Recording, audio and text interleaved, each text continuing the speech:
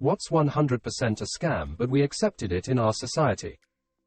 That dental isn't part of medical insurance by default. Same with eye care. If I can't see, I can't do anything, and I'm practically blind without my glasses. I'd have died in the era before glasses were invented. Those are premium bones in your mouth. The rest of the bones are just a standard package. A fee to pay your bill. Service charge. And now it's not a flat fee, it's a percentage of your payment. The fucking balls. Subscription services for fucking everything. It does annoy me. I think Adobe was one of the first to do it. I originally would have paid about £400 for all the software, as a student anyway. That's already a lot. But I owned it all. Now I'm basically paying £600 a year for it. Sure, it might get all the latest updates and features, which are now getting better and better, but it's still a lot. I cancel, I lose everything or have to find an ancient copy of the software. Unfortunately, the fact they can just rake in money now monthly means it's not changing back. The only things this is good for is places that do monthly subscriptions, paying as you go each month. I download as much music, SFX, video clips, templates, etc. as I can and make the most of that month of downloads, then I don't need anything else from them for ages, if ever. Arbitration clauses in almost every service provider contract. Tricking you into giving up your access to the court system. Nobody talks about it, but they should. A lot of employers make you sign arbitration agreements too. How can we get out those arbitration clause? Like the other person said, you often can't get out of binding arbitration, but some T&C documents include a means to opt out of just the arbitration clause provision. This typically involves handwriting and mailing, or sometimes emailing, the servicer with your contact info and your opt-out request. They tend to bury this option pretty well, but it's worth a solid skimming of all the T&Cs you sign. Do be aware that the fine print may state that you have to opt out again if the T&Cs are updated. And yeah, wading through such piles of legal fuckery sure sucks. Source: opted out of DoorDash and Uber Eats driver arbitration by hand, which hopefully will be honored if the time ever comes. Luxury skincare. Go to a dermatologist. Pay less. Get real results. Diamonds, wedding rings, every kiss begins with K, right? Caskets. Most funeral services IMO. They try to upsell you so much it feels so wrong. Bottled water, Coke, etc. SIM activation fees. I've never even heard of this, never mind accepting it. Influencers, using their kids as bait to advertise products. Absolutely despicable. Can I also add, disability awareness, moms who filmed their vulnerable children to show what life is like. I am autistic, and if I was just a tad more severe I could have been having my meltdowns filmed and put all over the internet as awareness. Influencers, advertising products period. I don't think I've ever seen a YouTuber pitch a product that didn't come across as super phony. America's tax return system. Reddit awards.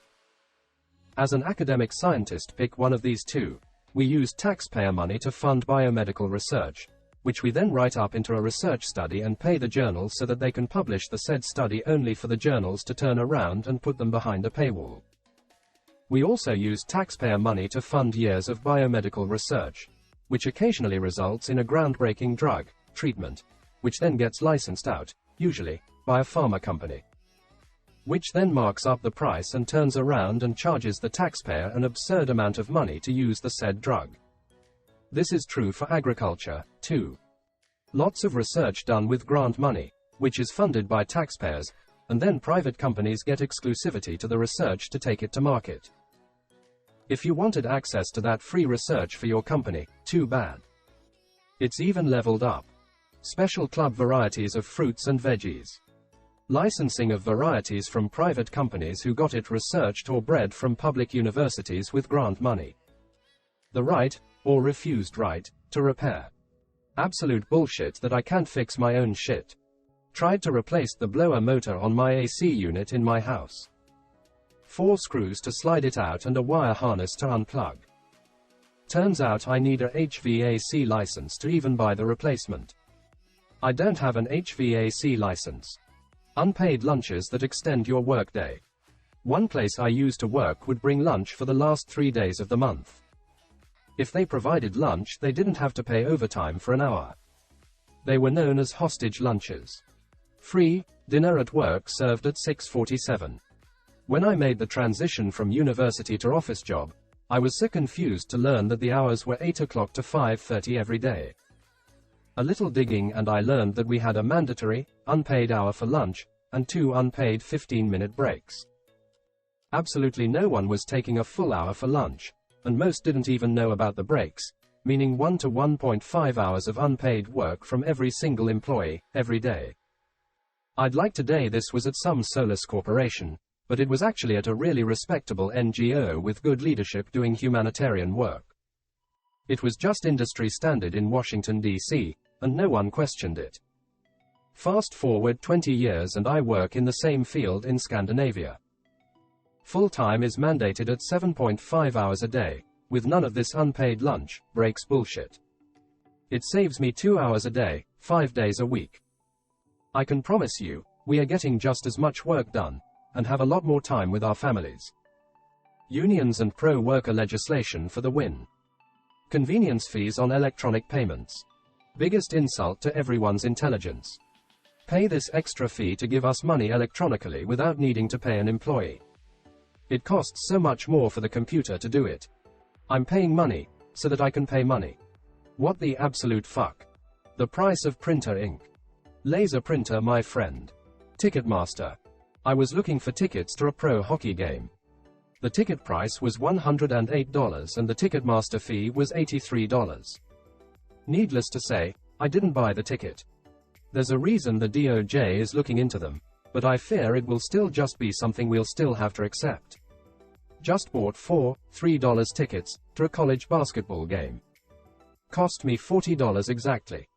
WTF.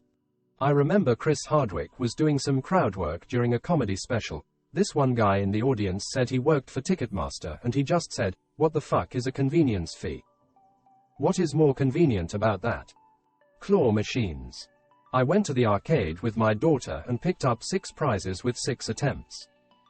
Quit while we were ahead. I swear that thing was broken. TurboTax.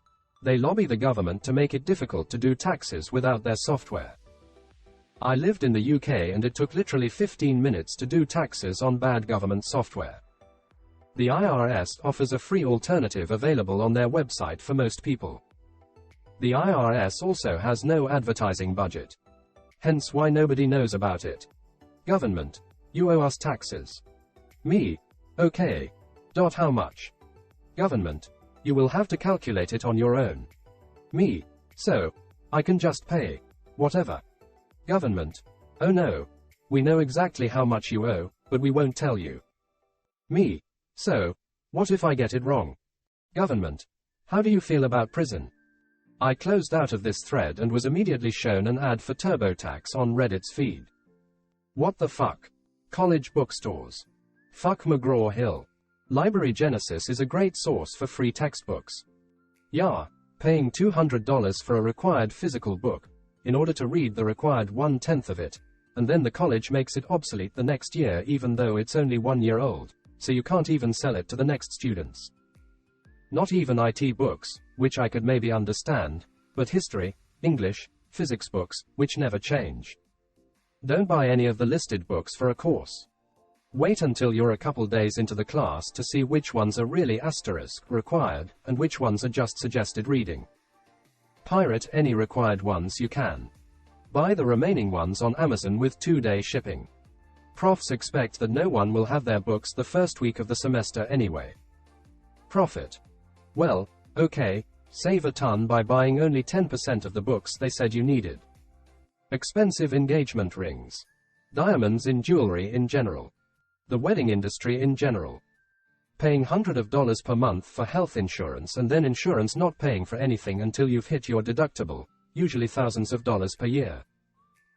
And then after hitting your deductible insurance only paying for a certain percentage of your care until the end of the year until your deductible resets and you pay out of pocket all over again until you hit the deductible, and even after hitting the deductible your insurance is fighting tooth and nail not to cover anything. Best part about insurance is when my doctor says I should get something, then some middleman who got a bachelor's in accounting 20 years ago can come in and overrule him. And I pay him for the privilege. US health insurance is a very expensive coupon book with a lot of fine print. For-profit prisons. What's worse, is that the inmates are systemically set up to end up back in prison. Prison is no longer about reform and giving former inmates the resources to become productive members of society. Instead, they are thrown back out into a world that won't hire them, and when they do get a job, they still have to show up to their probation meeting at the probation office's convenience, regardless if the former inmate has work at that time. So it's miss work and risk getting fired, or miss the probation meeting and going back to prison. Chances are they miss work and get fired. Now they have no money, no job, and can't maintain housing, which violates their probation. Payday loans. Went through a hard time years ago, ended up having no other options to get money but a payday loan. Was stuck in the cycle of pay off loan and take the same amount for another week to get by. For probably close to a month until work picked back up enough, and I could pay it off and have some extra to survive till next payday. Never ever again. Ever. That it's considered normal to spend tens of thousands of dollars on a wedding, ring, bachelor party. Tell me about it. My GF just quoted me $30K for our rehearsal dinner and I'm like, the fuck we are. Middlemen, brokers eating up the profit and inflating the prices in pretty much every business. Health insurance providers have entered the chat. I don't think it's a scam. But the price is like $4.99 when it's clearly $5, but they know most of the people will tend to think subconsciously it's $4. I like when the fuel price at the pump is $3.49 9/10. It is a scam, psychological scam, just like the decoy price. The decoy price is a tactic used to force the buyer to spend a little more money. Why buy a small popcorn for $6.99 when you can buy a large for $8.99? Also, discounts are usually a scam. Not as accepted as it was, but the idea that alcohol is safer than other illegal or recently legalized substances. Yes. The effects of alcohol is constantly downplayed despite being a full-blown toxin to our bodies. It's insane how well that industry buries press about alcohol's link to cancer. Yes, you are a danger to yourself and others. It poisons you, but sure, mushrooms or weed are bad. Alcohol addiction is widespread and tolerated until it becomes an addiction. And it's actively encouraged, and if you don't do it, you're a loser. Fun fact. Alcohol even is one of the worst when it comes to harming the body. And as well, dependency, withdrawal-wise. Most illegal drugs are less harmful than alcohol. And alcohol is pure, so you can't even argue that the extenders are causing the harm. If people who drink alcohol look down on people who use drugs, I can just laugh. As they lost so many brain cells from ALC, they're not even able to see the irony anymore. As someone who has had alcohol withdrawals, one of the worst experiences in my life. Would not recommend. Alcohol withdrawal can actually kill you. IRC, the only other drug that can as well, are benzos. The others, you're just gonna feel like you're dying. Source. Was a drug addict for a long time and have withdrawn from just about every drug. Can also look it up, laughing face. That's partly true. There are withdrawals from some other drugs which can kill you as well. E.g. BDO, GHB, GBL. So basically all substances which act on GABA or B. But yay. All the misinformation about alcohol and other drugs in society is insane. Herbalife. Definitely, but also all other MLMs. MLMs, 99.7% of all participants lose money. They're all regular customers who've been conned into believing that they're business owners. I wish they were illegal. I hate when MLM consultants call it the small business. No, you're just a salesperson. Not a boss babe. Paying tithe to your mega church. Fair enough if it's a little country church, but fuck the big ones raking in millions. Jesus wants me to have a personal jet. It helps me do the Lord's work. Who are you to say otherwise? And send us more.